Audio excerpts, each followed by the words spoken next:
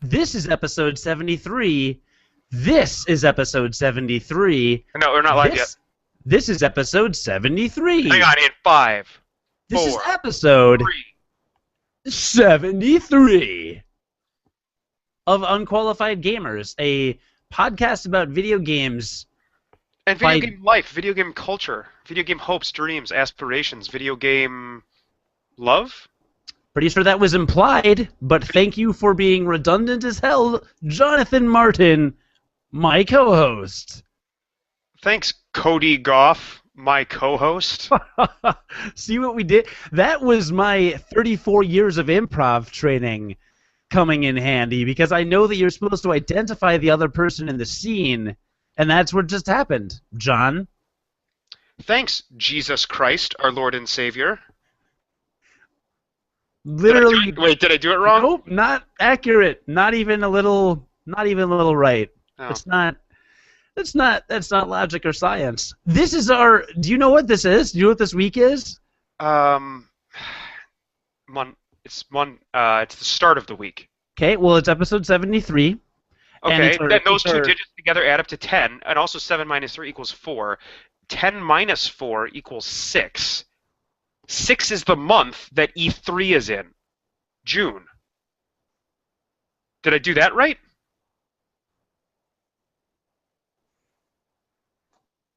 I did it right. I can't, John. I can't. Why did that happen? Because E3 is this month. Yeah. Hey. Well. So. Wow.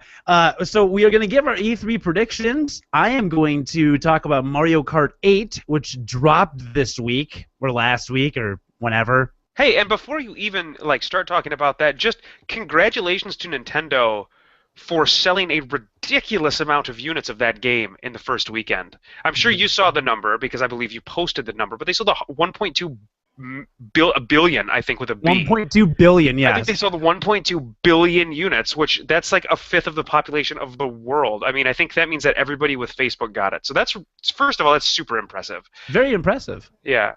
But really, though, they sold 1.2 million, which is a lot. That's a lot because I think that's how many Wii U's have been sold. So that means that everybody got Super Mario Kart but me, I think. Yeah, you're in the minority, I would say. Report. With Tom Cruise, and I thought you did great in that film, by the way. I'm a little short, though. So is he. I thought I was him. I thought we were improvising again. Nope, we weren't doing that, Jesus Christ, Lord and Savior. I can't even call you that with a straight face. No. So, yeah, Nintendo sold 1.2 million units. That's great. I think I read somewhere that Wii U sales in the UK went up 666%. I'm not making that up. Because of this game. I don't know if that's true. Or I believe that is the first sign of the apocalypse. I'm not even kidding. I would think it was maybe... Well, you know what? Like good for them for finally having a game that, really to average Joe user sells the system. I think that's great. I do as well. So I'll be talking about Mario Kart 8 in just a little bit, and we'll give our E3 predictions. But first, let's start with a little check-in. How are you? Great. Did you work this weekend? I did. Why? That is actually a fantastic question. Is it? And I don't really have a good answer. Interesting. Yeah. So thank you for working again this weekend so that you have nothing interesting to say. That's true. I don't. In fact, both of my weekend days, well, Saturday and Sunday, my weekend work days, one of those days I went to the gym after work and then came home and basically went to bed, right? Because that's all day. And then the other day I came home and I watched House with my wife and played Etrian Odyssey on the couch at the same time, and then also went to bed. Etrian Odyssey IV on the Nintendo 3DS. Odyssey IV on the Nintendo 3DS that we talked about last week. Which you reviewed last week, yes. That's right. And so that was basically my weekend. And you know what? It was kind of chill out. Work was slow, which last week was insane there, and so it was really nice to kind of have some days to recover at work and get some stuff caught up. That was pretty nice. So it was a good weekend. It was a very good weekend. Nice and chill. Okay, you didn't get Yeah. outside at all in the nice weather. Well, no, because I had to work, but up here it was storming. Oh, really? Yeah, really. Like we had 4.5 inches of rain. That, by the way, that is a lot of rain. Um, do you ever have like have when you go on vacation, right? Or like when you leave for a few days over the weekend, when you come back, do you ever kind of have a I don't really know how else to like term it, but like a vacation remorse where you feel like you get home and there's just like a lot of stuff to do, but you spent the whole weekend somewhere else, right? Like I'm using the example of my past weekend over Memorial Day when we went to the lake. We were up there for 4 days total, and with the baby in the house, like there's always stuff to like clean and tidy up around the house. But when you take a vacation, you're just gone for a couple days. And so we got back, and Casey and I both had to jump like right back into work. And it feels like it felt like during the week because I had to work all week. It like felt like I was just behind for the whole week. Do you ever get that when you go on vacation? I shirk almost all of my responsibilities, of which there are few, so no. Okay. I mean, maybe that's just me, or maybe you're the abnormal one. I'm I don't know. probably the abnormal one because But like after I have a weekend where we've gone somewhere, like where we've gone to the lake, or we're occasionally we'll go to like the past few years we've gone to Vegas for a weekend once or twice a year. Um, like the following weekend when I don't have anywhere to go is always like it's always wonderful because I feel like I have to catch up on all this stuff that I missed. So I think, yeah, I can agree with that to some degree. yeah, and so like having this weekend where I could like come home and if there was stuff to get done, I could kind of do that. It was actually really nice. So that was my weekend. What was your weekend? I enjoyed the nice weather. I went to a party with coworkers on Friday, which was very fun. Okay. Outside, guy had a very nice deck outside. Spent I a lot didn't of realize night. you worked with high schoolers. Do you work at like a Jimmy John's? Oh no, this was an older crowd weekend for me. I didn't hang out with any high schoolers or college students this Okay. weekend. Oh, A little that's bit different. A little bit different for me. uh-huh. And then Friday night, I party hopped to my own apartment and had my own party, which I will talk about in a moment because that's my transition shortly. Oh, very good. You did it wrong then. You Yeah, well, transitioned shut far too up. early. So Saturday, I went to a street festival, Do Division, which is on Division Street in Chicago, Hmm. and that's right in Wicker Park, which is the hipster capital of Chicago. A lot of hipsters there, a lot Hmm. of skinny jeans, bicyclists, large, untamed, unkempt beards, people trying to grow beards who clearly can't. Let's see, more tight clothing, bikes. Did I mention that? Tattoos, piercings everywhere. So it's very hipster. It's the hipster Sure. capital of Chicago. So, but it wasn't particularly hipstery because that area is starting to become a bit gentrified. It's very expensive. So, My idea of hipster must be like different than what a hipster actually is. what's your idea? Well, I thought hipster was like skinny jeans and like black shirts and like poetry slams and stuff, but you made it just sound like dirty people. No, what you said is definitely hipster. In Wicker Park, it gets increased. It gets amplified to around 11 because there are a lot of tattoo shops around there. So Okay. not so much piercings, but pretty much everyone is tattooed. A lot of the tattoos are just the Chicago flag because that's what happens. That's a thing? Okay. Yeah, a lot of independent places. There's only like a couple Walgreens and outside, one Starbucks, and outside of that, it's all local places. Hmm. But there's some live music. It was fun. It's very crowded, so you could barely walk, and I don't like that. It was hot. I don't like being hot. Okay. I really don't like being hot. Yeah, you're kind of on record as to like liking the winter season. I think you're flipping crazy, but yeah, you're kind of See, on record with that. but if I'm the crazy one, then why am I living in the part of the country where it's winter for 9 months out of the year? And if everybody else hates winter so much, then why are they living in the Midwest when it's 75% of their year? You do know that like in cities on average it's much warmer than in the surrounding suburbs, right? I am aware of that. Okay. So like you're in the wrong like if you don't like the hot, you're in the wrong part of even just the city.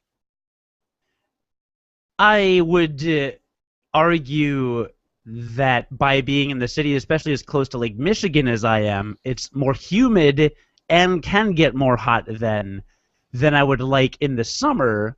But the winters are also still very long. So I'm Okay, at so least you party hopped to a high school party that you threw at your house. Was there punch?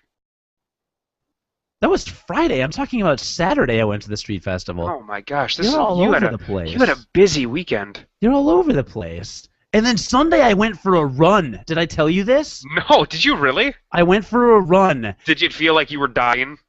You know, shockingly, no. That's good. I thought so. I can be a gym rat. I will go for 3 to 8 months at a time. I will go to the gym. That's a long time to Read a- stay at the gym. I know it's a long time. I bring sleeping bags and shower there, so it works. But Well, they do. I mean, they always have the showers, so that makes for sense. for very long stretches of time, I'll work out 2 to 4, sometimes even 5 times a week. Occasionally, like really crazy, very regimented routine, very disciplined about it. And then November, December came around last year, about 6 months ago, and then that just stopped. Hmm. And I always have gone in waves. Like I'll go for 4 or 5 months, not go for 2 or 3, go, that kind of a thing. But Right. this has been the longest drought of exercise I think I've had in since college. So how was that, considering the nice weather? The weather was great. It wasn't excessively hot. I ran. I meant to map it. It was probably a couple miles, I would think. And I ran through the city, but I don't have shin splints. Which is really impressive if you haven't like run in a long time to run a couple miles. I mean, I know you're always were kind of a runner, but that's pretty impressive. Yeah, it was interesting, but that was really nice. So although I have still not picked up DDP yoga again, I am at least now exercising so I won't die, and that's kind of nice. Sure. Then last night I watched WWE Payback, which I won't go into because I know how much you like when I talk about wrestling on this podcast. Well, thank God. But I will say I was on the All Things Good and Nerdy podcast Sunday morning, that morning, and guest hosted that, and I predicted that CM Punk would not return, and he did not return, so I was right. Also, Chicago pretty much rioted because the Blackhawks lost Game 7. Is that legit? Did they actually almost riot?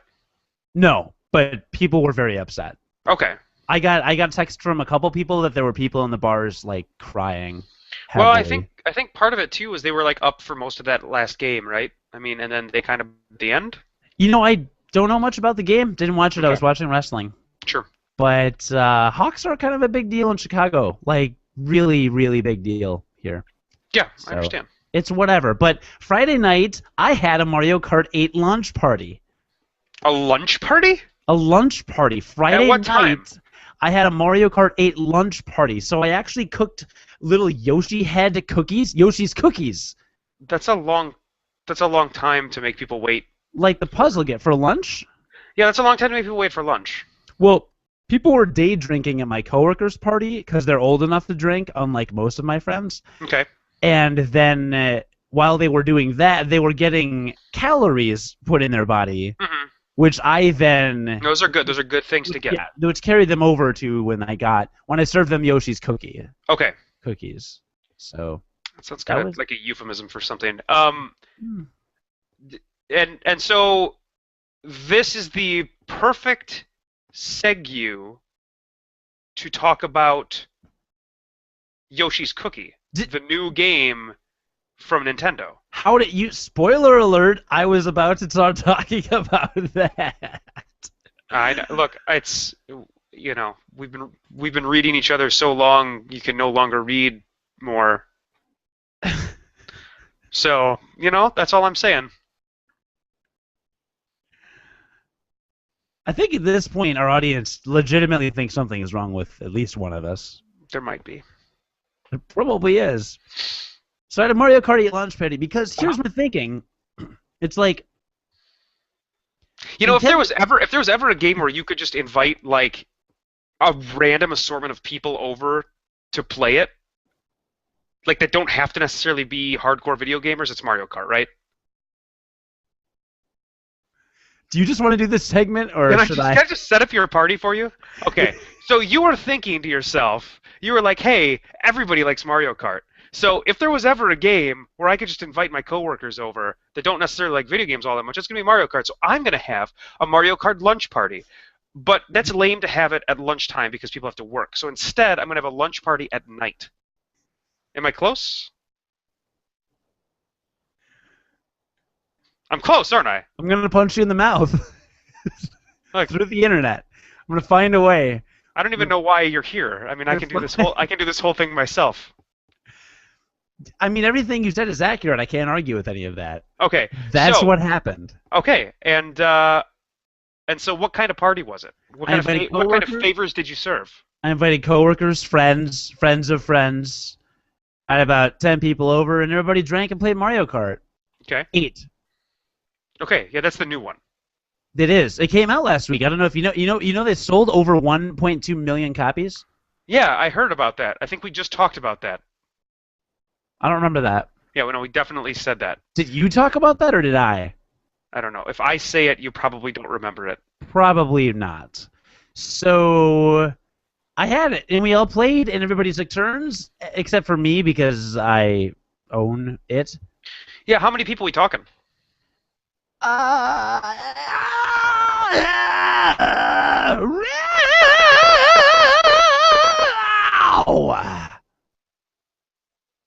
Eight. Completely unnecessary. Okay. 7 or 8, maybe. It plays up to 4, right? Yeah. It wasn't like a rager. It wasn't like Can't Hardly Wait, which is a great movie, by the way. We're too old for whatever you just said. Ragers. Can't Hardly Wait it came out in like '94 or something. I'm saying you and I are too old like now to be at parties like that. You are too old to be at parties like that. I regularly frequent parties like that. Okay. There's a difference. Yeah, no, that's true. You're right. There's definitely a difference. I know I am. So it wasn't a rager, but it was a nice, quaint gathering of around 10 people at the most who came in and out, and we played Mario Kart, and it was good. A lot of alcohol involved. So,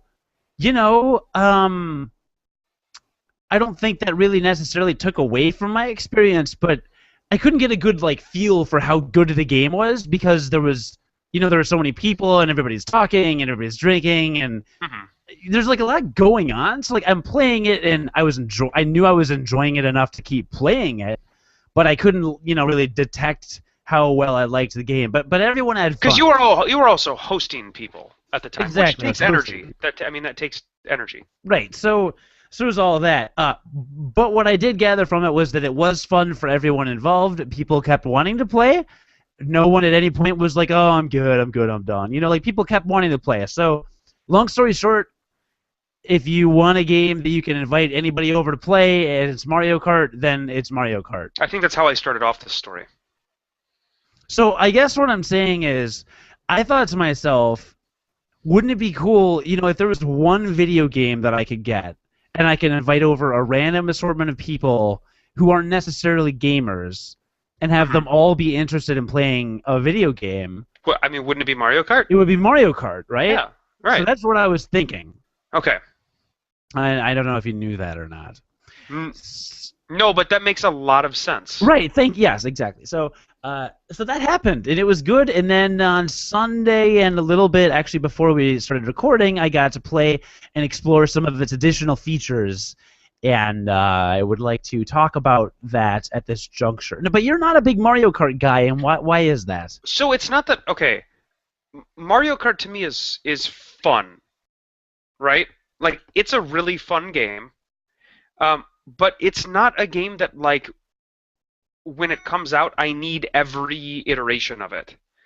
That being said, I haven't bought one since the one for the DS, which I enjoyed, but I didn't get the one for the Wii. But I don't know. It's just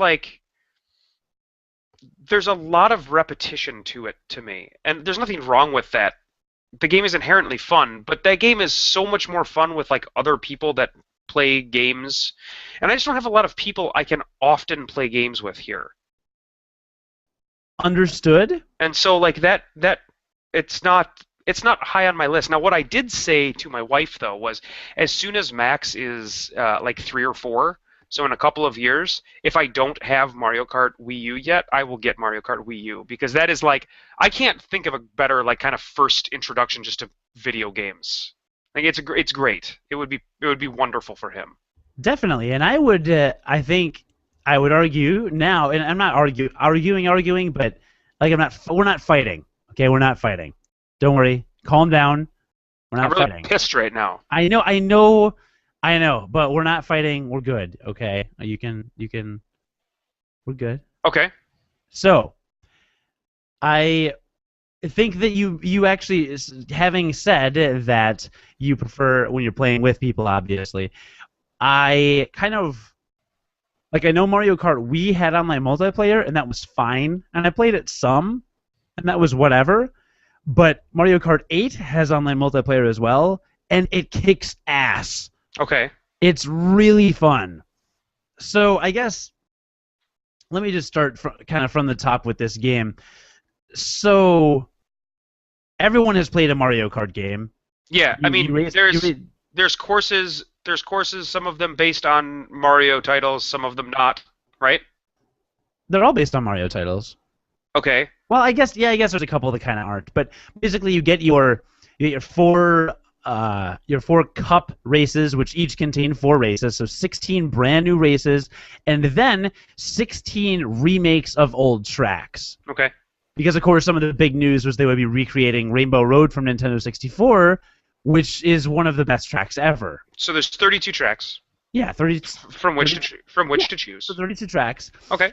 And most of the items have come back. You know, I've never played a handheld Mario Kart game. I have played all the console ones. I actually didn't really play the original much, but I played Mario Kart 64 and Double Dash and the Wii one quite a bit, so I'm familiar with those. So there may be some items I'm forgetting or missing, but the bullet bill is returned, where you turn into a giant bullet bill and plow through people. Very fun. The squid that blacks out part of your screen has returned. The shells have all, of course, returned, and the banana peels and things like that. So fundamentally, the items are essentially the same. Okay. There is, if you're doing really poorly, an 8, which gives you one of every item that just circles around you. So you get a mushroom, a green shell, a red shell, a bomb, and a blue shell? Banana peel. No, not like the blue shell or thunderbolt or things, but you get like 8 items basically that just circle around you and you get to use. It's kind of fun.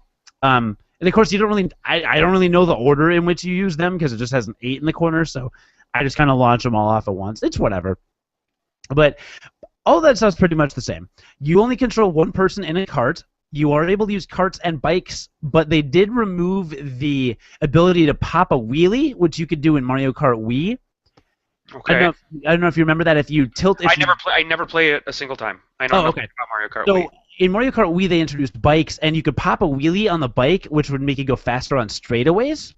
You couldn't cancel out of the wheelie. It was like an automatic, like you pop up, it stays for a few seconds, and then you pop down. So on straightaways, it gave you a little extra boost. But your bike was lighter than all the carts, so the carts could spin you out more. In this game, they removed that pop a wheelie feature from what I've read online, unless the forum I went to is just stupid. And they removed that feature, so bikes and carts are much more kind of the same weight.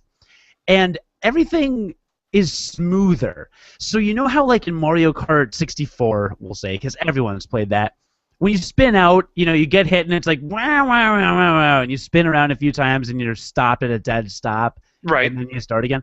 That happens rarely in this game. That happens if you get hit with like a green shell or a red shell. But if you knock into another cart or even hit a lot of the obstacles in the tracks themselves, like a spiky cactus thing or a Goomba, you'll kind of spin while you keep moving forward, and you'll lose some momentum, but you keep moving that direction. Kind of keep moving that way pretty quickly. Okay. Similarly, when you fly off the track and Lakitu, or Lakitu, if you like to sound sophisticated, when Lakitu picks you up with this fishing pole, it's not like It takes a few seconds. He flies in. The screen blacks out. It's not like all that drama. He just kind of swoops in right away and drags you right onto the track and kind of drops you as you're moving. So it's snappier. The game is snappier in general. Snappier. Like the momentum kind of continues throughout the whole thing. It's a very smooth experience, which is very cool. And it's more skill-based. There's still some randomness, and still some times where you get really pissed off because you're on the last lap and you get hit with, like, a blue shell. Things. Blue shells I don't even care about that much. It's like the other stuff. And there's actually a counter for the blue shell.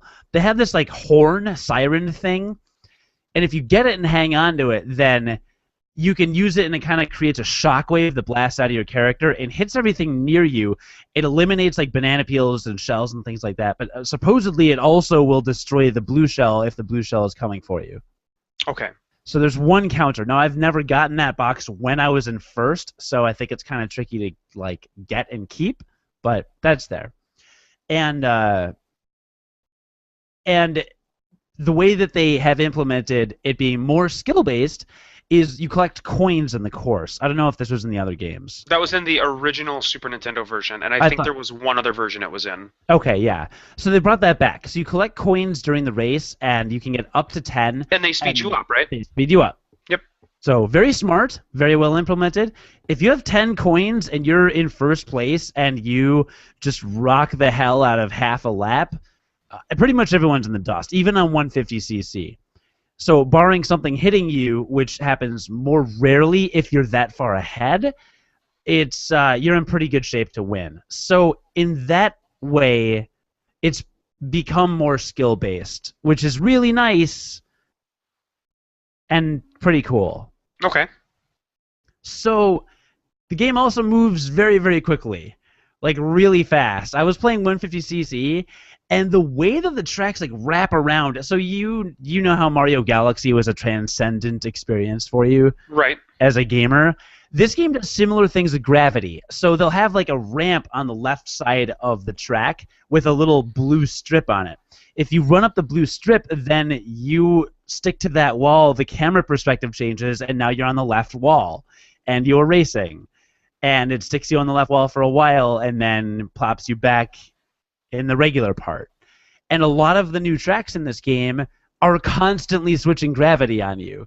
So at one point in the new Rainbow Road, there's actually a part where you may be driving on, you know, kind of flat surface parallel to the ground. Well, the other half of the races are parallel to the ground above you.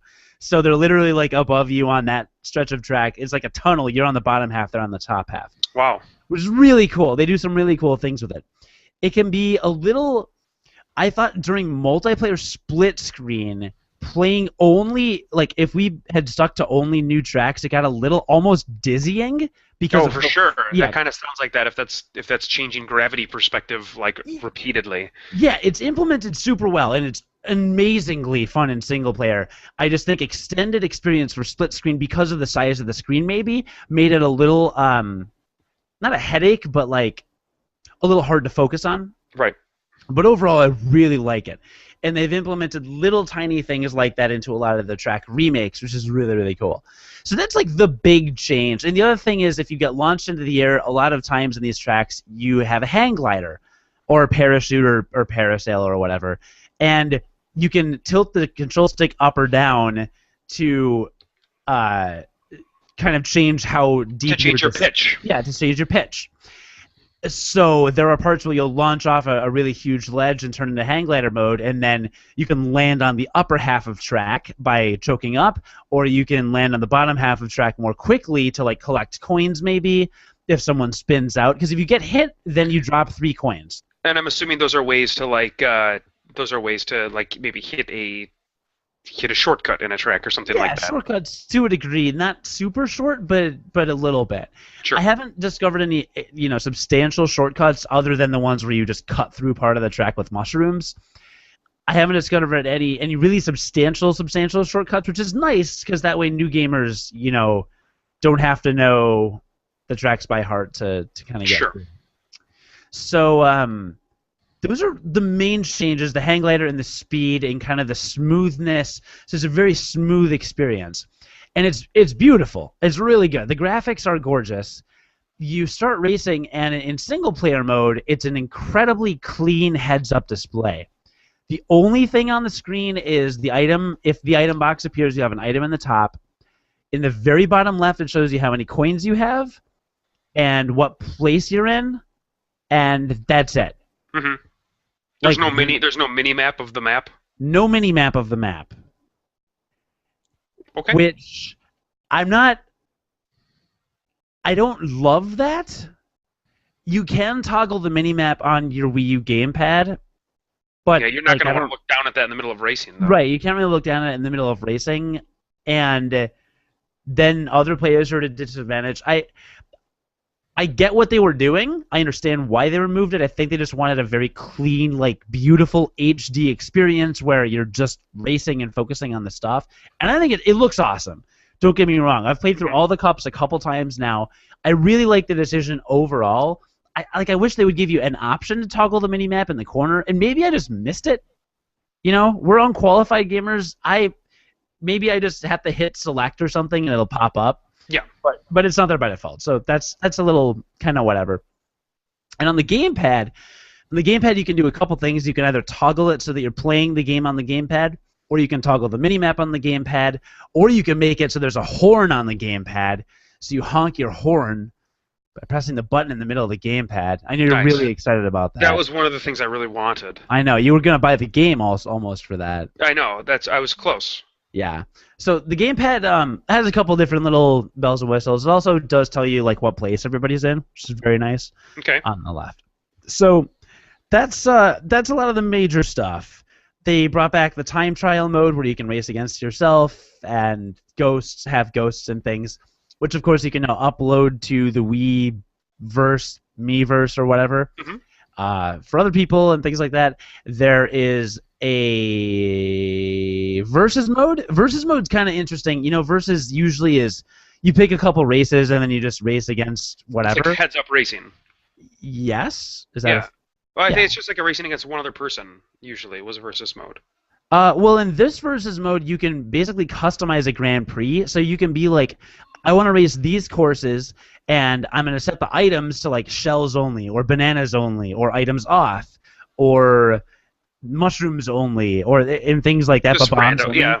Yeah, so you can set them to that, and then you can set like the AI difficulty, you know, the speed, obviously. So there's a bunch of different like little options you can tweak, which is very cool, especially the no items one if you're really sick of that.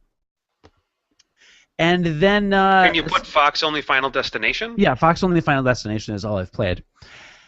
And then so you've got all those options, and then for multiplayer, for online multiplayer, well, okay, for local, so you've got Grand Prix, time trial, versus, and battle mode, which I'll get to. Online lobby, same thing. You can just play races against people. The online system's set up really great. It's very smooth. You can either do just races or battle, and they give you rankings. Like you get points for whatever place you get. You get 0 points for getting 9th place. If you get anything better than 9th, you get positive points. If you get 10th, 11th, or 12th, you get negative points. Okay. Which makes sense. And in the lobby, it gives you 3 track options or random.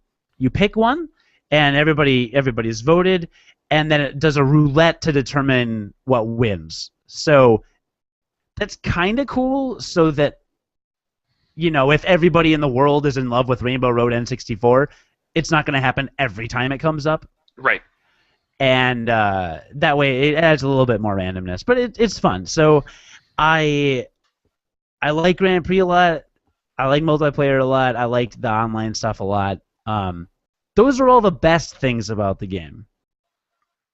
Okay. Now I'll go into some other stuff. So you didn't talk about battle mode. So, Which is always, battle mode was always the thing. Like, to be perfectly honest, that was always my favorite thing about Mario Kart. It really was. I loved Grand Prix, but the battle mode was the one where we would sit there and play it for 4 or 5 hours at a time and just bullshit in the battle mode. And have you heard anything about battle mode? No, I just assumed it was kind of the same as it's kind of always been. You honestly haven't heard anything about battle mode? No. Okay. No, I don't know anything about this game pretty much at all, other than there's a hand glider and like you can go underwater. Like that's all I know about the Mario Kart 8. Well, then this will be fun. This will be interesting. The Mario Kart 8. Battle mode is different, and to be perfectly honest, straight up front, I have never been a big fan of battle mode. I'll play it for a couple races or whatever, but I don't know. I could take or leave battle mode. That was never a selling point for me, and it's not for this game. That's perfect then So for you. in this game, battle mode is, I've only played it online. I've not played it local. But online, and well, I know this is true of local, but I only had the online experience. You've got your 3 balloons, and it starts you at a random point on a track from the game, and you battle on the track. Like going around in a big circle? Well, they start you in different locations on the track. So you can go either direction? Yes. That's weird. Yeah. It has almost been it's been almost universally panned by critics. From what I've seen, every review or preview for the game that I've read has criticized battle mode. That's so weird because they've always had specific large like battle arenas I know. in And which again, to battle. I have limited experience with battle mode. It seems like they choose the tracks that are at least a little more open and let you twist and turn a lot more, like that overlap each other and intersect at certain places. So it's not like a circle you're driving around. Sure. You're weaving in and out of each other. And the other thing you have to remember is it's got 12 people on it. There's not just 4 or 8 people in battle mode, so it's a lot more frantic and hectic. That sounds awesome, actually. Yeah, so in that way, it's really fun. I actually didn't hate it. I was surprised. I came into it expecting So that's to hate it. your glowing review. That's back of the box quote. Cody Yeah, back of Goff. the box I quote. didn't hate it. I did. No, for as overwhelmingly negative as the reaction seemed to be for battle mode, I expected it to just be unplayable. Sure. I played a few matches and I was like, this isn't that bad, really. Okay. It is hectic and Is frantic. the big complaint that critics have been lobbying against it that it's not in its own arenas? Is that like the big problem? Yeah. Okay, seems like that's not that big of a problem to me. Yes, and again, at the same time, I think dedicated arenas would have been fantastic. But again, with 12 racers, I don't know, the courses are all gorgeous, and why not? And again, I've only played online. There was a bit of a lag issue for battle mode. I played a lot of actual races online and had 0 lag issues whatsoever. It's really, really fun. But battle mode, I had a couple. Like, I would crash head-on into a guy with 3 green shells spinning around me, and, like, it wouldn't hit him. So it was a bit laggy, a bit buggy, and we all know my internet connection is phenomenal, so I'm sure it wasn't that thing's fault. Yeah, I know. There's no way that could be the internet connection. Right, so, I kind of wish I had tried battle mode with my friends, but then I'm not sure how fun it would be with just 4 people, but I'm guessing there would be computer players in it as well, or at least that option, because the game, all of the modes Well, are not to very... mention sitting there on the couch getting pissed at each other, and that was the best part about battle mode. That was the best part. The entire game's been very, very user-friendly with options, very option-friendly, so you can pretty much toggle on and off whatever you want, which is very cool. So, wish I had tried battle mode locally, but that's probably what a lot of people who own this game or have read a lot about this game were waiting for me to talk about as battle mode and my thoughts. I don't think it's really that bad. Again, battle mode isn't my thing in general, but I played 4 or 5 games before we recorded today, and I had fun. I hit some things. Sure. I wish the lag hadn't been as bad, but it's kind of whatever. There are a lot more racers. You get to play as any of the 8 of the Koopa kids, which is very exciting for me. I am on the edge. I'm pumped. That's just amazing. Well, my favorite part... What's a Koopa kid? We were unlocking Koopa kids and my friends were over, and it just gives them their first name. It's like Iggy, Morton, Ludwig, and I'm there like shouting, "Yes! I unlocked Morton Koopa Jr." Or like, "Yes, we unlocked Ludwig von Koopa," because I know their full names from Mario World. Mm-hmm. That was exciting for me. It's the little things for me, John. Mm-hmm. It's the really little things. Mm-hmm. Like Yeah, Wendy. that's pretty little. Wendy is Wendy O. Koopa. Did you know that? I was hoping you were going to say she was really hot. She's I was also hoping, really hot. Dude, yeah, that so mouth. Let's not get I started. think she's like 4. I think those Koopa kids are not old.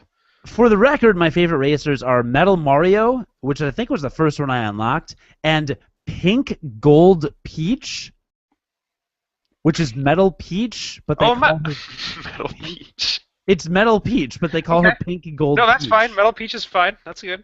So I found a combination with Pink Gold Peach and a bike that is pretty phenomenal, and I'm gonna kick some more ass with it. It'll be good. Good. So couple other things I want to mention that I don't love about this game. Mm-hmm. That I just want to prepare you for. That's okay to not love this game. To not love parts of this game. That's okay. You don't have to qualify that to me. It's true. I'm going to do it anyway. So there you go. Well, thank you for doing that for me. Okay, great. Because I was about to be pissed. So they have the time trial. Which... That is the stupidest thing that I have ever heard. How could you feel that way? So they have the time trial, which tells you your time, and you beat your time, which is great. In Grand Prix, when you finish a race, they don't give you your times. That's a weird choice. That bothers me. And I know that's nitpicky, but... Is the time trial with no items? Time trial is with 3 mushrooms. Okay, so that's why, I guess. Because, like, if you get nothing but superstars, obviously you're going to have a much better time. No, I'm talking about if you're playing Grand Prix. I know. I'm saying, like, in the Grand Prix, if you get just a bunch of stars, you're going to have a fantastic time. Are there also coins in time trial? Yes. Okay. But why wouldn't they have it in Grand Prix anyway? Yeah, well, I don't know why they wouldn't have it anyway. I mean, obviously they should just have it anyway. But I'm saying, like, maybe they're trying to keep the purity of the time trial. Or something. I don't know. I'm trying to play devil's advocate here. Okay. The fun for me... I have literally no reason why I wouldn't do that. Yeah, I just... What's fun for me is when you're in second, you cross the finish line and you got first. Somehow, because it was like, a 1/10 of a second or a 100th of a second difference. And seeing that on the screen was super fun in Mario Kart 64. Like, yeah, for sure. Super fun to know, like, oh, I beat you by like 0.03 seconds. Like, I loved that. So I don't know why they didn't put it in Grand Prix. That's weird to me. Like, the mini-map I get, that's in the heads-up display during the race. That affects your experience. But this is just after the race. Why don't you have the time there? They also removed the trophy ceremony. They added this... What? Yeah, I know. What? I know. That does piss me off, man. That was like that was the dumbest waste of time, but the most hilarious thing always. Come on. It was really campy, and I liked it too. So that's a little annoying. But... So their big thing with this game is Mario Kart TV, MKTV. So after every race, it says view replay or next race. Now view replay will show like a 30 to 60 second highlight reel of parts of the track where like someone got hit by a shell, or it shows you kind of racing by someone and things like that. It's kind of cool.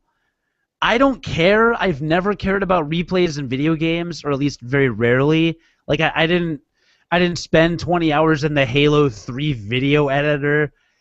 I don't care either. Yeah, I get that it's for some people, but like they push it really hard in this game. What is cool is that you can share it to the Miiverse. That's cool. Mm-hmm. And you can share it. You can upload it directly to YouTube. So I actually almost directly uploaded a video to our YouTube channel. No, that's pretty cool. That's pretty cool. So yeah, that's pretty cool. That's the first game I know of to have functionality to go straight to YouTube, right?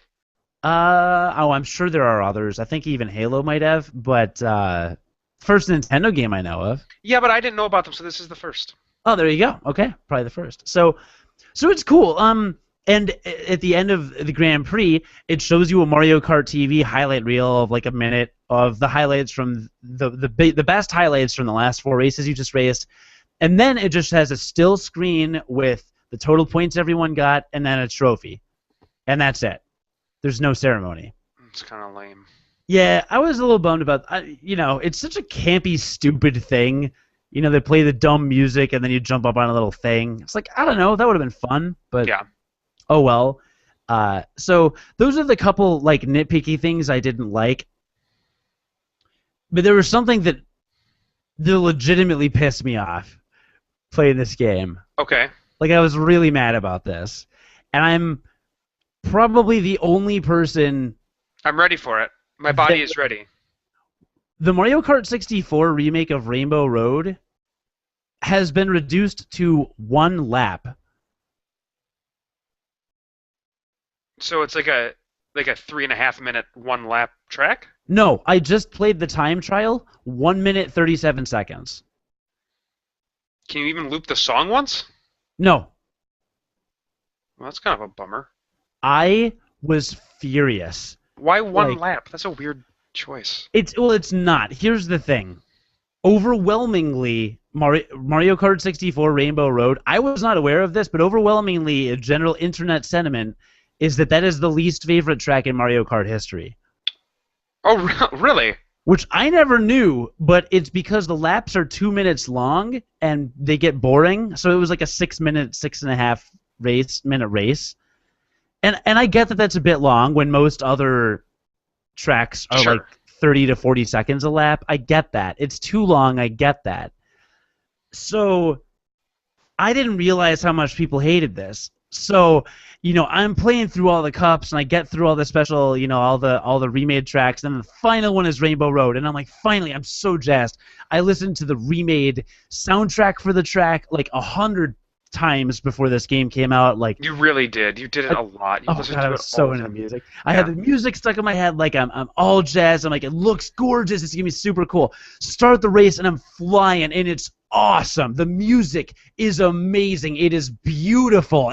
You're flying along, like they add all these boosters, so you're just like, and they curve the track, so you're like, you're like driving and then you like swerve to the left and swerve to the right, and it's all like twisty turny, and it's awesome. And I'm like, this is fucking awesome. This kicks ass. I am so happy right now. And I get like 30 seconds into it and it's like lap 2, and I'm like, what? So I'm like, well, I don't know what they're doing here, so I'll just keep going. I get another like 30 seconds into it, and it's like final lap, and I'm like, really, and then the race is over. The song doesn't even loop once before it gets into like the like speed up mode and like restarts really fast. Yeah, well, that's a bummer. That does have like the best. That's like the best music in the whole game. I don't know. There might be better music because I haven't played the game yet. But that was there's always great music in Rainbow Road. Yeah, the music's so good and it's so fun, and what they did with it makes it so fun and fast paced. Like, you couldn't have done 2 laps. Yeah. Even 3 with the way they sped it up and added stuff. Like, they made it an incredibly fun, interesting course. It was boring before because there were long straightaways and long curves that you weren't driving on very quickly. Well, I'll tell you what. If your biggest complaint about the new Mario Kart game is that one of the 32 tracks is not long enough, and yes, it's your favorite track, but one of the 32 tracks is not long enough, that's probably a pretty good sign for the game. It is. And I don't mean to take away from the game. I'm not saying, like, don't buy it because they nerfed Rainbow Road, but I really don't want anybody that is hearing me talk right now go into the game anticipating a 6 minute, because I'm like ready for it. The 6 or 7 minutes, like, I'm ready. I got relaxed. I'm like leaning back and I'm just like, all right, let's do this. I'm gonna get comfortable. Let's do this. And then it's over in the blink of an eye. And I was so pissed. But I love the original track. But apparently I'm in the minority, John. Yeah, I didn't have any problems with the original track. I didn't realize it was such a hated thing. I don't know. Yeah, I googled it and it's on a lot of people's lists, and a ton of people are praising Nintendo because, like, they fixed Rainbow Road 64, they fixed it, it's awesome now, and blah blah blah. And, like, they're right, it's fun as hell now. It could be the most fun track in the entire game, and that's great. But for me, it's too short. So overall, you'd say get this game. It's good. I would. I'm surprised with how much I like it. That's good. The first few times I played it, and I think it was because it was 100cc that I was playing, I was kind of take it or leave it. Not take it or leave it, but I was like, okay, it's another Mario Kart game. But today I played a bunch of 150cc, and you fly so fast. The difficulty is palpable in 150cc. It's good. And it's literally palpable. It's literally palpable. It's very fast-paced and creative. Actually, I did have one other complaint that you will be able to relate to as a person that critiques game design, and that is I've unlocked several bikes and carts now. So you customize your bike/cart, your wheel. There's like wooden wheels, small wheels, big wheels. Probably shouldn't use a wooden wheel if other people are using like rubber or sophisticated wheels. That just doesn't seem like a good decision. It's true. So you get your bike or cart, and then you pick your wheel or whatever, and then you pick your hang glider type air thing. But I have no idea what any of them do. Like, they don't have like statistics? No. That is weird. And if they are different, that is dumb. I've actually never looked down at the gamepad while selecting them, but maybe you should do that. Maybe there's some information on there. Yeah, maybe there is. But for multiplayer, why not put the information on the screen? Agreed. I assume this means that you haven't played any of Watch Dogs. Oh, no, I haven't. Watch Doggies. No, I'll get to that in 1 second. I'm almost done. Dig Duggies. No, I'll get to that. I'll get to that in a second. Okay. Isn't that weird though? It's 2014. Yeah, no, that is really weird. And if that information is not anywhere, that first of all, I don't think that that's true. I think you're just missing it. It's probably on the gamepad. If that information is not there, that would make zero sense. Yeah. I'm gonna go out on a limb here and say don't use the wooden wheels though.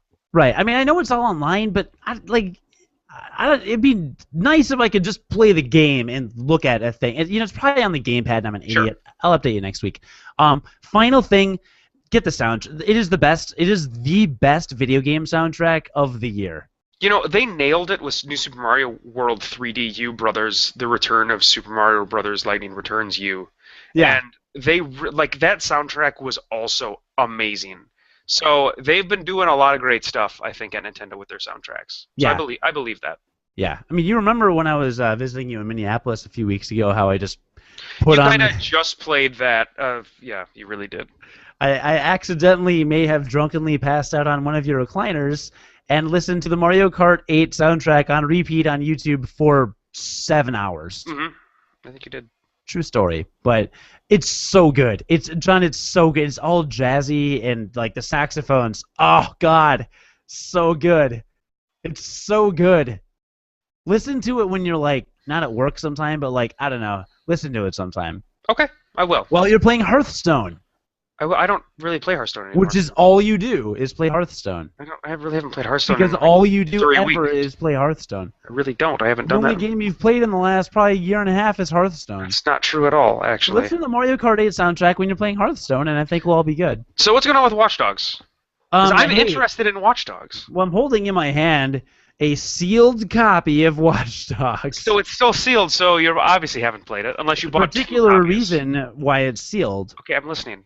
You saw my epic unboxing video of Mario Kart. It was very good, listener. If you have not seen the unboxing of Mario Kart 8, go watch Cody unbox Mario Kart 8 on our YouTube channel, youtube.com. That's a website where you can see videos. youtube.com/unqualifiedgamers. It's actually /unqualified podcast. That's what I just said. Yeah.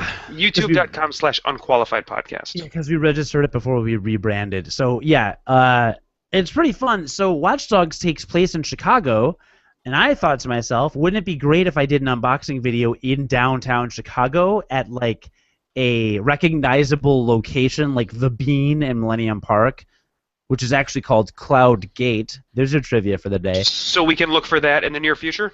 Yeah, because obviously an unboxing video is better when it's done on location. Sure. I'll be unboxing this game on the location of the game, which I would have done with Mario Kart 8, but tickets to the Mushroom Kingdom are ridiculous this time of year. Summertime. You're talking about drugs, right? What? You're talking about drugs, right? Like doing lots of drugs to get to the Mushroom Kingdom? I know what you're talking about. I know what you're talking about. But yeah, Watch Dogs I'll hit up next week. Have you heard much about it? I want to know about it. Oh, all right. I've got a Well, coworker that absolutely loves it. So now you know all about Mario Kart 8. good. I'm glad you talked about it. I want to talk very briefly about something that it's video game related, but it is not a specific video game, and it is one new way that Valve is trying to take over the spot of Jesus Christ, our Lord and Savior, to be Gabe Newell, our Lord and Savior. So a couple months ago, Valve started beta-ing in-home streaming, which Valve's been baiting? if you didn't opt into Valve's beta program, you wouldn't know anything about this because your Steam would just operate on a normal basis like it always has, which I am not a member of their beta stuff. I didn't know anything was going on. But they just released the full and final version, and this actually will apply to you, so listen up, you son of a bitch. Me? Yes, you. Me? I just said you. So, they released the full and final version of their in-home streaming. Now, the way that this works is you have an in-home Wi-Fi network. Yours sucks balls, but you have one. Most people do. You used to not be able to connect multiple systems to Steam at the same time. If you had Steam operating on one of your PCs and you went and signed in on another PC, it would log you off. Now what happens is you log on to Steam on your various PCs, and they basically link together. And you are able to launch a game from a beefier computer and stream it to any computer you want that can install Steam. This includes my wife's Apple Air, right? Which you're always complaining is too slow to run Diablo 3. Exactly. So, I bring this up because Diablo 3 is not even a Steam game. But you can load non-Steam games into Steam. Have you ever done that? What? No? Okay. Why? It's because some games require like some dumb proprietary launcher, like some EA games that require Origin, or some Ubisoft games that require Uplay, right? They don't allow you to go through Steam to launch them, but you can add them to Steam. Well, Steam's streaming system is so robust that you can add these programs, launch them from Steam, and they launch just the same as any other program that would launch from Steam streaming. So I'll just give you an example of what I'm doing. I'm sitting upstairs now because I sit up and hang out with my wife and Max when he's up there, and she's watching some TV show that I have zero interest in, but I'm still hanging out with her in the living room, but I want to play Diablo 3. Well, I've always just played Diablo 3 on her Apple Air, and it's been fine. It's been passable. I have to put all of the settings to the lowest settings, and it still hitches a little bit. It's not. I mean, the computer was not made for video games, right? But I do it just because it works, and I'm still able to hang out with them. Now what I can do is I can launch Diablo 3 through Steam. It syncs through my wireless system, launches from my downstairs computer at full settings, and whatever voodoo they have in Valve's back-end technology, whatever voodoo is going on there, runs it without any lag at all. Zero lag at full settings. So Diablo 3 is not a graphically intense game. I could run that game on my computer no problems anyway. Right, I could run that on the Apple Air with slight slowdown at the lowest settings, but I could still run it. So that's not like a big deal, right? I don't think that's very impressive. Okay, so I was like, me neither. I think that's unimpressive. I was like, what can I do that's a little more impressive? How can I up my game, as the Viagra commercial would say?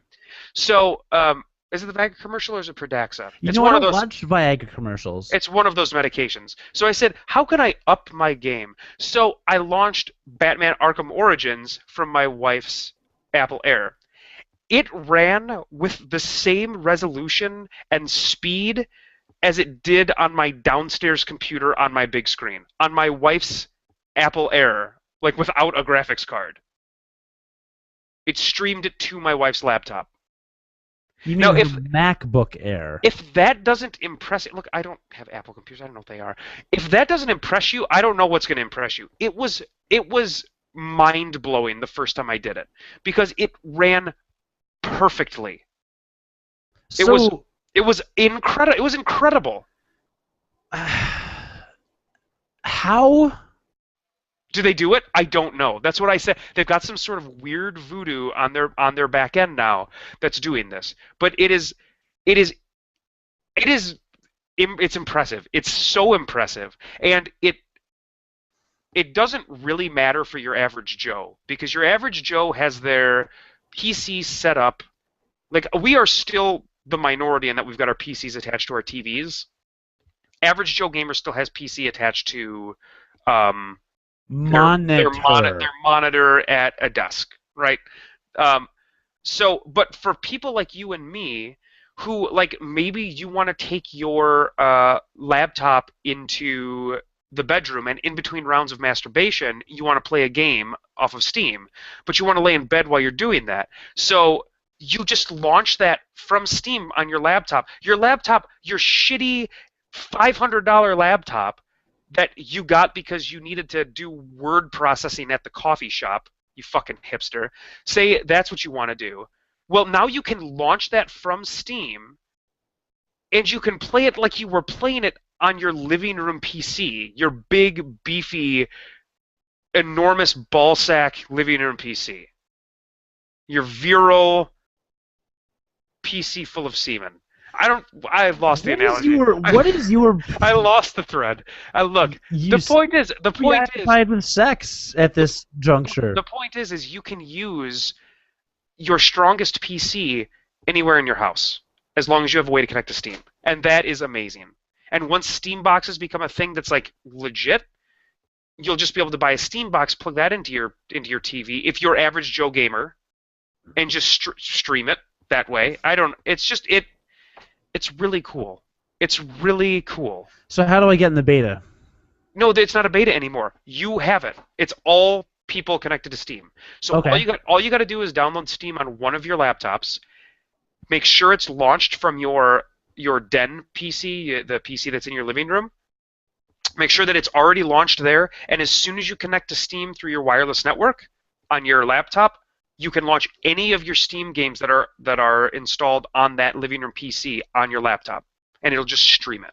So what about seamlessly? What about inputs? Can you plug a controller into your laptop? Yeah, all of the inputs go through the computer you're playing on. They get sent to the PC that is running the game, somehow without lag, and it gets processed at that PC, and then whatever graphical changes happen get pushed back to you. And you're sure there's no lag? I played Because I know the only game you've played is Hearthstone. And so I've played a lot of Diablo 3 that way because it is a much better experience streaming from my PC downstairs. I also played some Batman just to see if I could. So Blizzard got the rights to use Batman in Hearthstone? Well, yeah, because that's the only game I've been playing. Okay. Look, you can tell I'm really excited about this because it's really cool. And it's something that, the thing is like, this is the kind of thing that's not going to make, it doesn't like inherently make Valve money. It's not something they did to like turn a profit on it. They did it just because it's fucking cool and they can do it. And they like have the means to do it. And are you happy they're doing that? No, it's probably like the worst thing I've ever seen. I'd give it an 8 out of 10. Good to know. So what do you think Valve is going to do at E3 this year then? I don't think Valve's going to be at E3. Although I did hear that Left 4 Dead 3 is like a for sure thing, so maybe that'll be there. Why would Valve not be at E3? Couldn't they just do their own thing now? Don't they just do their normal own thing? I don't know. Oh, and I also saw a fantastic tweet just so you know that Valve is still is moving even further up the pantheon of gods. Dota, right? Dota 2, which is it's basically the Valve League of Legends. Defense of the Ancients. No, it's actually just Dota. They don't have. Well, it used to be Defense of the Ancients. It did, and then it's Dota. Look, it doesn't matter. So Valve's Dota 2 is the Valve's League of Legends. They create prize pools for their tournaments by selling in-game items. Okay, that's how they create the prize pools for their games. I think that is different than Riot, who makes League of Legends, because I believe that they just go through sponsors to get their prize pools. So Valve collects the prize pools from people that play the game. The prize pool for the or like the international championship, like the world championship this year, has now exceeded that of the 2014 Masters, the Golf Masters. The amount of You money, serious? yes, the amount of money that is up for grabs in Dota's championship tournament, their international championship tournament, is more than was available in the 2014 PGA Masters competition. If that's not cool to you as a gamer, I don't know what is. Like if you that is like it is getting legitimized as as a sport, which is really cool. That is awesome. Yeah. That's really awesome. So that's just kind of something cool that I saw today. So you don't think Valve is going to be at E3? I'm sure they'll be at E3. You know what? Left 4 Dead 3 will probably be at E3. Well, I want to hear your E3 predictions, as we've been teasing it this entire episode, and we have a question from a listener right now. So, my first prediction is that Valve will be at E3, like I just said this whole time. I said Valve was going to be at E3. They're going to be at E3, and they're going to have Left 3. That's what they're going to have. I win. I win E3. The question is, hey guys, Andre here. I have one quick question for you.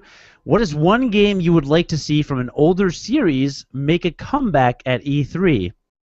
Left 4 Dead, I think, would be the one I'd want to see. And I think no.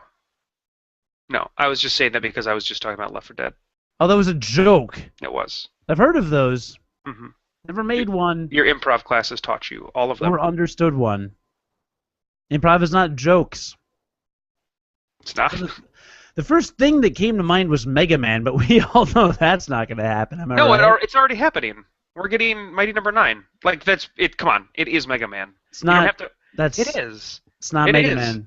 What? How is it? Really It is like it is. It's totally Mega Man. So Okay. you're already getting Mega Man. Uh-huh. You know what I'd like to see is them remake Final Fantasy VII. You know what I would like to see another game in the series of would be I would want to see a return to form, and this is the first thing coming to my mind, so it's probably not my best answer, but the first thing I can think of is to make a Suikoden game that was like Suikoden 1 or 2. Because those two games were some of the best Japanese role-playing games on the PlayStation.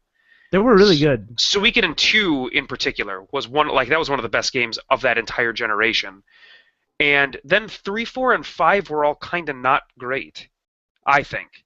And so I would like to see them kind of return to form and make another Suikoden game. I don't even know if Konami is like on that ship at all anymore, though. I don't know if they even make role-playing games anymore. Konami's the one that makes Castlevania, right?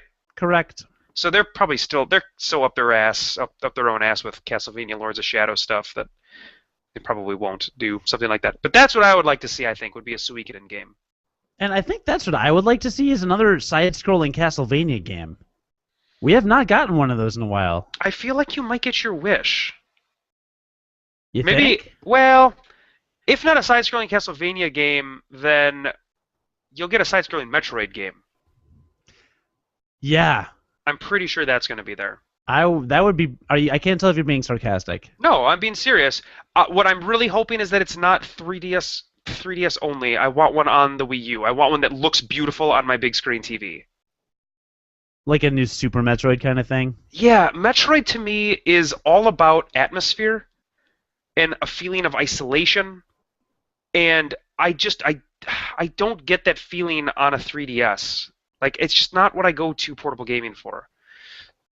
Yeah, it's hard to land that same ambiance. But you played, wasn't there a game you played called Ghost Trick? Yeah. On the 3DS, and didn't that have some creepy horror elements? No, it was funny, and that game was a humorous game. Wrong game. There was a horror game you played on the 3DS, though, wasn't there? No, I've never played a horror game on the 3DS. Okay. I can't see it working. Yeah, I get you. Horror as like a genre. And you could lump Metroid into a horror game. Horror it requires immersion of the player, because you have to get investment. You have to get emotional investment from the player, and it's hard to get emotional investment in a game where in like a game on a handheld where you're constantly picking it up and putting it down. I mean, just in general, that's how handhelds are played. That's why your 3DS goes into sleep mode instantly when you close it. Makes sense. Yeah, and so the horror as a genre is not easy to do on a handheld system. So yeah, I guess I would like to see a side-scrolling Metroid. I mean, I guess I didn't say side-scrolling Metroid because that just feels unlikely. But if they were to put a side-scrolling Metroid on a console, like you said, that would be great.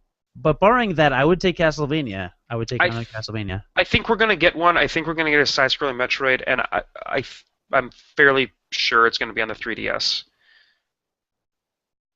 Well, that sucks, Mr. Pessimist. Look, I'm a realist. I'm not a pessimist. Metroid Fusion was fun. It was, but it was not as fun as Super Metroid to me, and it was not as fun as Metroid Prime. Nothing was as fun as Metroid Prime. I know, you loved Metroid Prime. I did love Metroid Prime. But Super Metroid, and we've talked about this with the ambiance. I told you what my ex-girlfriend said at one point when I was playing it or watching it. Oh, I was watching the Let's Play at Awesome Games Done Quick in it must have been 2013, a year ago, and they were speedrunning Super Metroid, and she even commented like after we hadn't even been watching it, it was like later that day, she was like, that game just looked really lonely and like isolated, and it was kind of depressing or something like that. And this was just from watching a room full of people speedrun the game. Like, that's how well they do the ambiance in that game. Yeah, and that's what it's all about. Yeah, so, and I agree. It's really, really good. So, yeah, okay. So I hope that answers your question, Andre. Thank you for the question. And as for other E3 predictions, you know, I have heard a couple other podcasters have predicted that they think that Nintendo's going to introduce a GameCube Virtual Console on the Wii U. I think that is almost a guarantee. Listener, if you don't know, Nintendo just announced that you would be able to use a GameCube adapter. Of course, it'll be sold separately. I'm assuming it's going to be like $40. It's going to be It's going to be dumb priced, and you know it. But you're going to be able to buy a GameCube controller adapter for your Wii U to play. Why didn't they just put it in the damn system like they did with the Wii? Whatever. And so, because of that, there's a lot of thought that they're going to just go and make... They're saying it's for Super Smash Bros. Brawl. Specifically.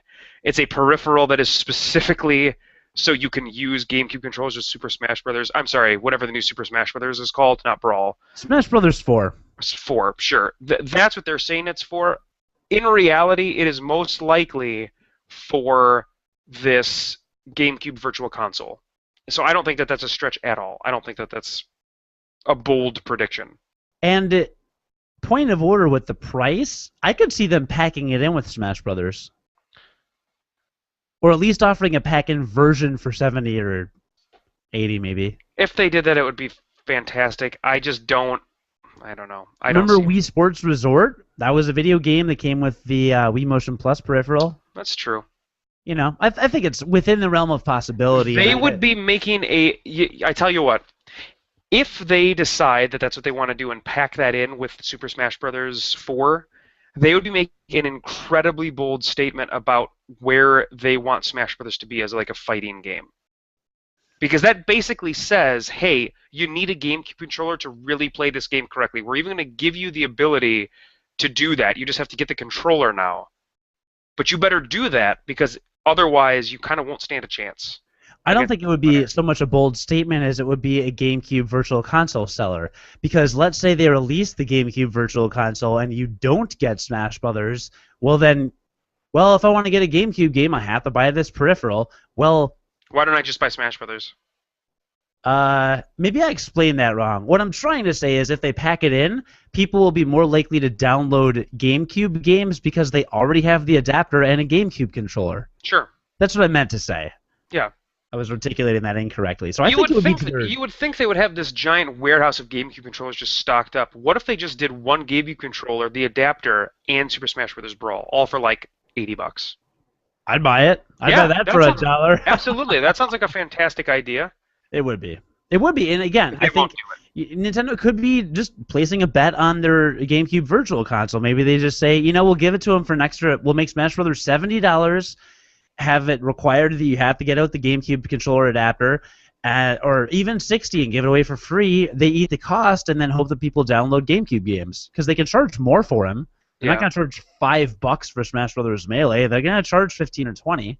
People look back fondly on the GameCube, and it had some good games, but I don't think it was like the be-all and end-all of systems. I mean, especially with PlayStation 2 around during that generation. Sure, I think it had some really good games. Skies of Arcadia, Star Fox Assault supposedly was funny. Skies of Arcadia you can get on the Wii. Oh, well, whatever then. Look, point is, there's good stuff. Mario and Sunshine, I heard, was really good. Very underrated, supposedly. Yeah, I liked Mario Sunshine. Wait, you never played it? No. Really? Correct. That's really surprising to me. It's the only 3D Mario game I haven't played. Yeah, 3D Mario games are where it's at for me. Yeah, I don't know. I got New Super Mario Brothers Wii for free for getting Mario Kart 8. New Super Mario Brothers Wii. That game's pretty good. I got that with my Wii U. That's the side-scrolling one you got with your Wii U. Yeah, it's okay. Yeah, you know Mario Kart. You know Mario Kart. I know. Okay. I know. It came with a free game. It comes with free stuff. Yeah. Well, the only two I didn't own were that and Pikmin 3, and I thought about Pikmin 3 because I already have Mario 3D World. If I have a house full of people and they want to play a game, I've got Mario 3D World for the more hardcore, and I've got Mario Kart for everyone. So it's like, do I really need new Super Mario Brothers Wii U or whatever? You said yes, I do. But apparently I do. Okay. So now I have all of these games. So if people ever come over, except wait, I'm not 20 anymore, so that doesn't happen. So I'm just going to play them by myself and cry myself to sleep every night, like I always do. Right. Do we really not have any other E3 predictions? Is Oculus Rift going to be at E3? Well, I mean, now that it's with Facebook, probably not. I think you might see some. Here's my biggest fear for E3, is that we're gonna see a lot of games like new games at Sony's booth and at Xbox's stuff, except their release dates are going to be in 2015, and I bet in some cases it's going to be 2016. Like I've got this bad fear that games are way further out with these new systems than people realize.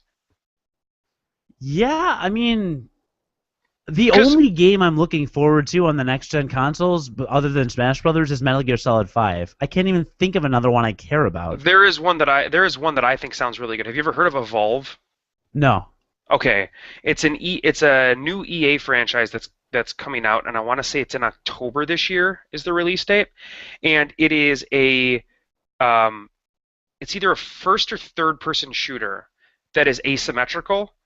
It's a 5-player battle arena basically, and one player plays a monster that basically one of a variety of different monsters that has different evolutions, and then 4 other players play classes in a class-based shooting game. Almost a little bit asymmetrical like Left 4 Dead, except that one person is basically always the tank. Yeah, that could be pretty fun. Yeah, and I think the idea sounds awesome, and from all of like the initial reports, the game is really, really good. So, and how much is EA charging per multiplayer game? $2 per game after the initial $60 buy-in. Okay, that's not I bad. know it seems like it could rack up by a little steep, but you know what? Go outside. Don't play games all the time. I'm getting mixed messages from you here. Yeah. What else? Xbox is probably gonna have Halo 5 there. I think that's.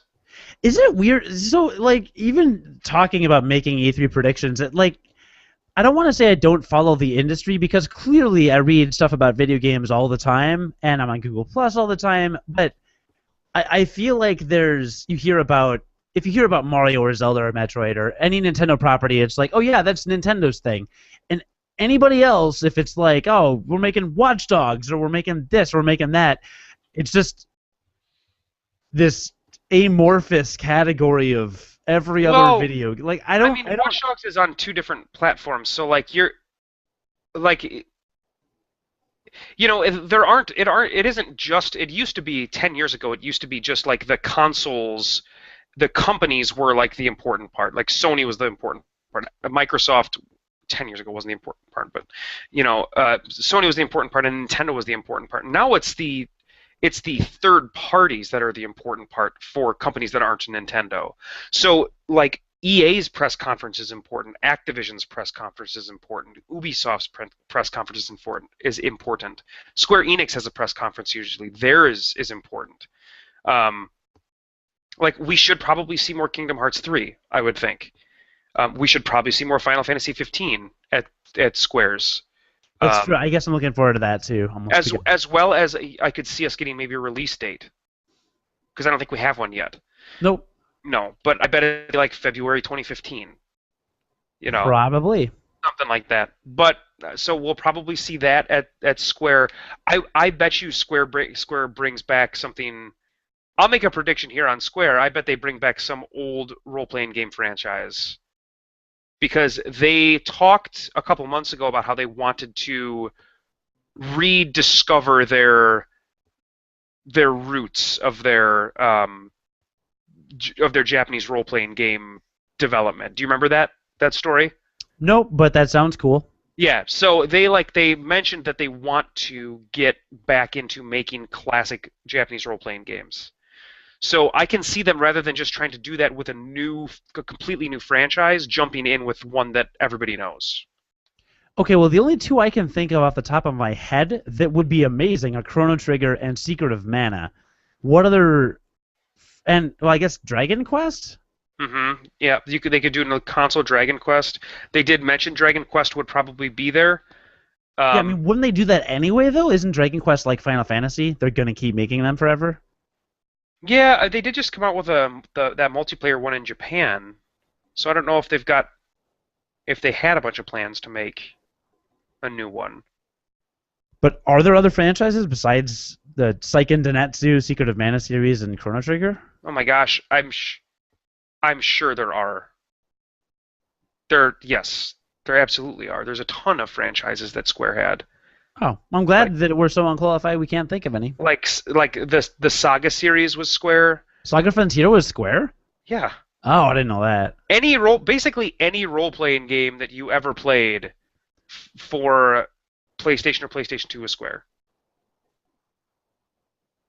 Yeah, I didn't play a lot of role-playing games I mean, I played the Breath of Fire 3, which is Capcom, which is garbage, because that game is stupid, and so are you. Mm-hmm. Mm-hmm. And, like, Lufia in the Fortress of Doom, that was Super Nintendo, but that was Taito. Yeah, but that was Taito, but I think Square actually has the rights to that. What? Actually, Natsume might have the rights to that. So if not Lufia, then Lunar, Silver Story, also not Square. No, that was not Square. That was Working Design, and yeah. So basically, I've completely debunked your stupid, terrible argument. No, they definitely have a ton of properties. We just aren't qualified. We just aren't thinking of any of them. Okay, that's cool. Well, since neither of us have access to a computer, let's move on to other. Like Xenogears could come back. That's a huge one. That would actually be incredible. Brave Fencer Musashi is them. Bahamut Lagoon, which was one that was Japan only, was them. That was a big deal. Parasite Eve. Parasite Eve, that's right. Like you said, Chrono Trigger.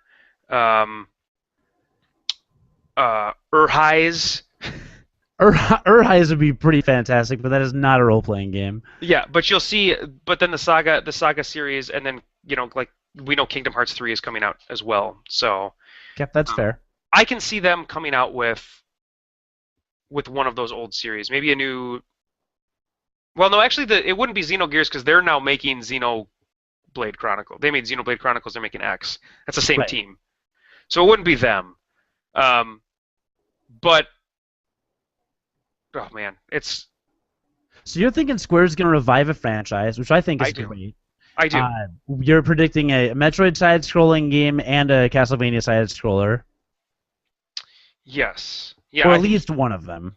Yeah, I think we'll see one of the two of those. Okay. Yeah, I would hope for the Castlevania one. I agree with you on the old school Square stuff. And what's weird to me is Castlevania side scroller works to me as a handheld game. That to me works as a handheld game. Metroid doesn't. Isn't that weird?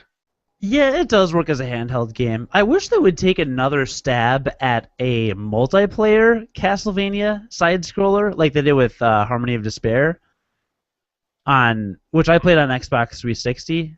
Yeah. I liked it quite a bit. The replayability. It didn't have as much replay value to some people. It kind of had a bit of a faster burnout for some, but I enjoyed it quite a bit when I played it. But then it died, and no one plays it, so you can't really play it anymore, which is annoying. But yeah, okay.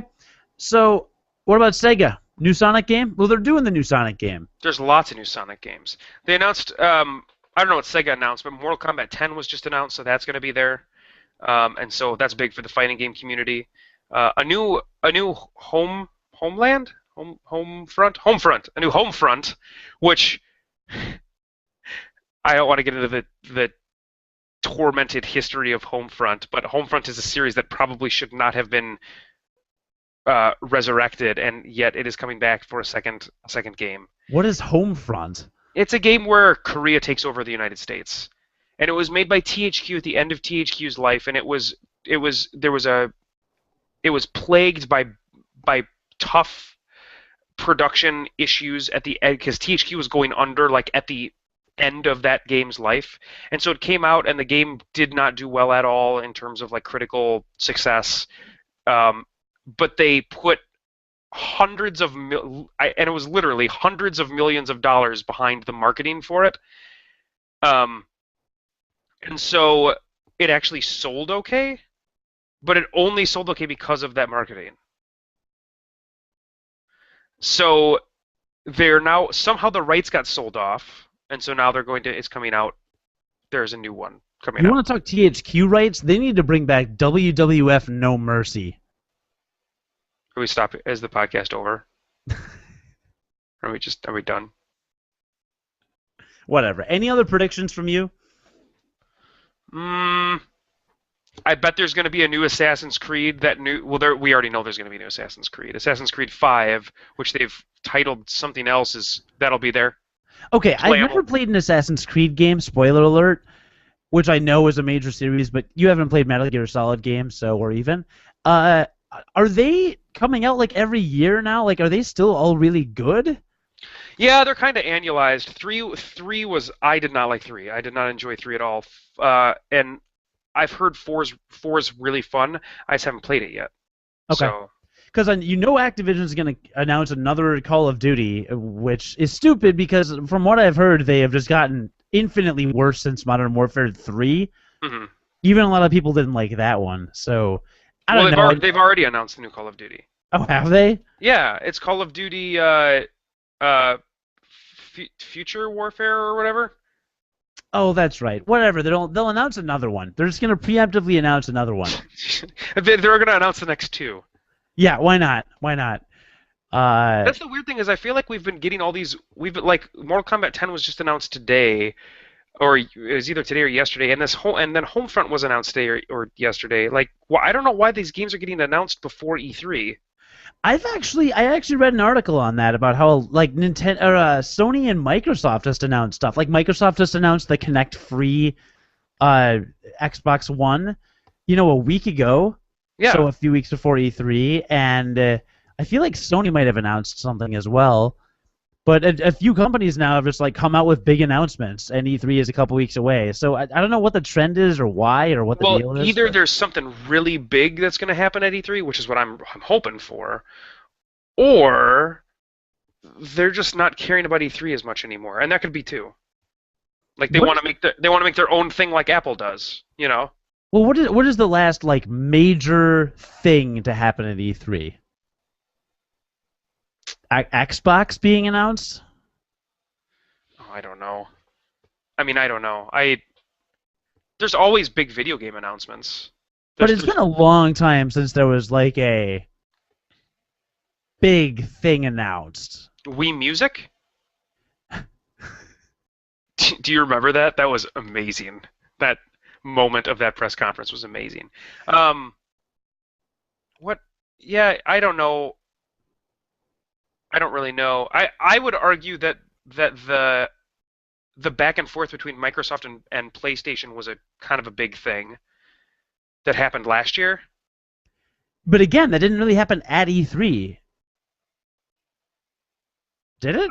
Yeah, they happened to like Microsoft announced all that bullshit at their press conference about like DRM stuff, and then the next night Sony came out and said, "And you can play all your games, you can lend your game and all that stuff." That happened at E3. Oh, all right. I stand corrected. Actually, I'm sitting. Good one, Rose, because you are sitting. You're not even lying either. Oh, It was a really good one.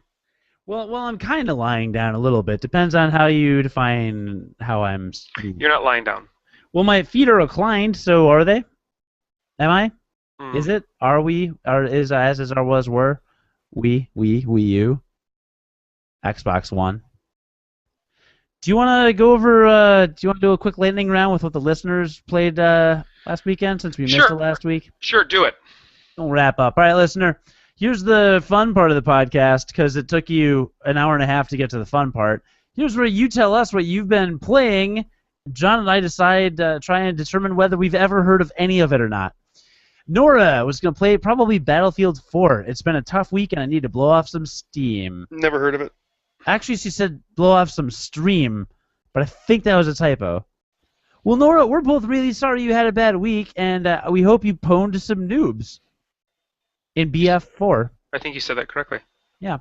Scott was going to play Watch Dogs. Been playing it since at least Tuesday, going to keep it going through the weekend. Good for you, Scott. I'll join you this weekend. Miles, playing Skyrim. Lots and lots of Skyrim, and probably some Far Cry 3. I bought that. What? Far Cry 3. You bought that? Isn't that weird? I bought that. It's a first-person shooter. I don't play those games, but I heard awesome things about it, so I bought it. I've still not played Fallout 3, which I have in the original. I could do an unboxing. Fallout and Far Cry, slightly different things. I wouldn't know. I've never played either of them. Sure. Why are they so different? Because one is a first-person shooter and one is a role-playing game. Okay. All right. Now, B. Williams says, Ingress is like being at the shooting range where Watch Dogs is like playing a game of being at a shooting range. We own our town like kings while our opponents suck with no idea of the art of war. So B. Williams is playing Ingress, which I told you about, the Google game. Yep. I really want to play that game. I've still been on their beta waiting list forever. I'm going to email someone. Damn it. Okay. All right. Seems like the type of game you'd want to play with somebody else. No, it's a mobile game. Jasmine or Yasmini, either way. Yes, I'm playing some Watch Dogs. Good for you. Matt was going to play Mario Kart 8 until my eyes bleed. That seems a bit excessive, Matt. Don't do that. Don't do that. I actually, I can only play 4 or 5 Grand Prix before my thumb starts to hurt because I'm holding the accelerator the whole time. So it's my body telling me to take a break. I think that's true. Yeah, it is.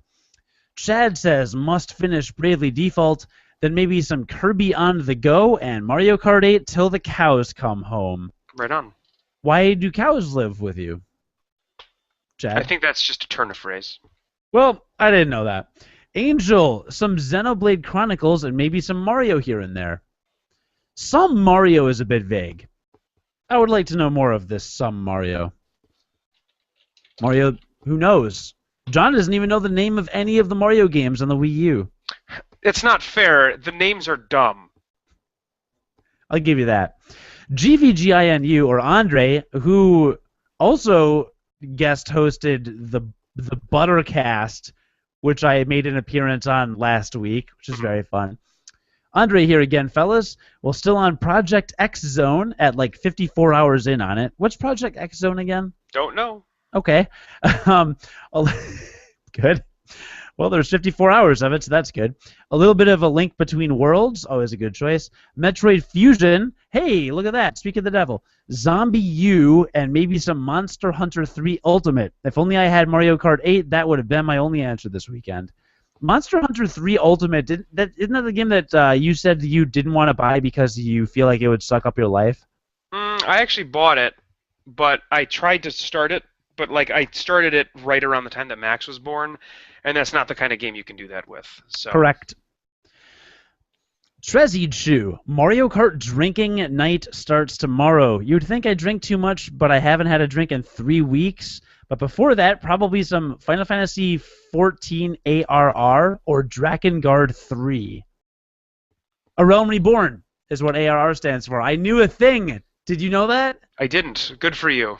We're all very Awesome. impressed. That rarely happens. I did know that. JP Butterworth just said, you know, ...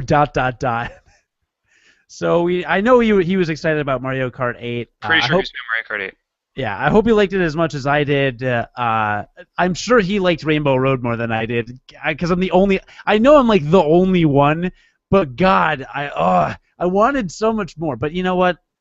Always leave him wanting more, right? Right. So, Christopher Long, who is a contributing author who contributes articles to unqualifiedgamers.com, he's got some really good stuff. His first article for us was, I want a new side-scrolling Metroid. Mm-hmm. So there's that. My guarantees will be Mario Kart 7 and Binding of Isaac. I hope to get into Mario Kart 8, but I'm not sure I'll be able to join the hype. There's an issue with my TV's HDMI, so about every other week my Wii U turns into a questionable Wii emulator with the sound cutting, and it takes about an hour and a lot of moving things to fix it. Also, my parents have been working too hard to go to buy Best Buy. I probably didn't read all that, but I did. It was a good story. It was. It was a good story. But, you know, the nice thing about the Wii U is you can play on the gamepad. That's right. So that's pretty cool. Dat Edit Doe. Mario Kart 8 is the rest of my weekend. Cheers. Vintage Gamer privately. Replaying Final Fantasy 13. No shame. Agreed. Good game. Good game. Only Final Fantasy game I've played more than once in the same year since Final Fantasy 7. Which is impressive. That's yeah. That says a lot about how you felt about that game. I like that game a lot. And John says, just platinumed Demon Gaze PS Vita. Do you know Demon Gaze? Know what that is. Yeah, I don't know either. But congrats on platinuming it. I read some statistic somewhere that the number of gamers that actually platinum a game on PlayStation Network it's like very low. That's probably 1 or 2%. I have never platinumed a game. I think it was less than that. We don't have time for that. Ain't nobody got time for that. Ain't nobody got time for that, John. Ain't nobody got time for that. Well, that's what you've been playing. Thanks for letting us know. You can keep letting us know more at unqualifiedgamers.com. We're also very active on Google+. I hope we may have 10,000 followers by the time E3 is over. And I hope that you rot in hell. Yeah, well, right back at you, buddy. You're not my buddy. So with that, I'm going to keep playing Bravely Default and some Mario Kart 8, and I'm going to get to Watch Dogs this weekend, and yeah. I've got a wedding I'm in this weekend in Peoria. So, oh my God! Why? Yeah, so I've got to drive 13 hours or something. That's exaggeration. I got to drive like 8 hours to get down to Peoria this week, so that'll be really fun. Listener, I'm sorry if you're from Peoria, but I hate Peoria. I'm from Rockford, and there's like this unofficial rivalry with which city was the second biggest in the state of Illinois when I was growing up. That's a really dumb rivalry. I don't know what you're talking about. I don't well, your face is a dumb rivalry, and Peoria smells really bad. Okay, well, that's fair. It smells really bad. Like, all around it. It does. It smells really bad. Listener, if you're from Peoria and you'd like to hear Cody, or actually if you're not from Peoria but you'd like to hear Cody insult your hometown, send us a Google Plus message and say where. Or email us at unqualifiedpodcast, or is that at gmail.com? Yes. Unqualifiedpodcast@gmail.com. I will make fun of your hometown with my 34 years of improv skills. That's right. 37, actually. It's 37 years. You picked up a couple years during this podcast. Well, you... See what all of us. So for all of us here at Unqualified Gamers, Merry Christmas. No, that was a... Merry, happy, and have the happiest New Year. But that was a... The merriest of Christmases. I said a console. I said Wii U. You didn't pick up on it. No, and the happiest of New Year's. You didn't pick up on what I was putting down. I don't even know. I smell everything. Do you smell what the Rock is cooking? Haha, wrestling reference. You need to be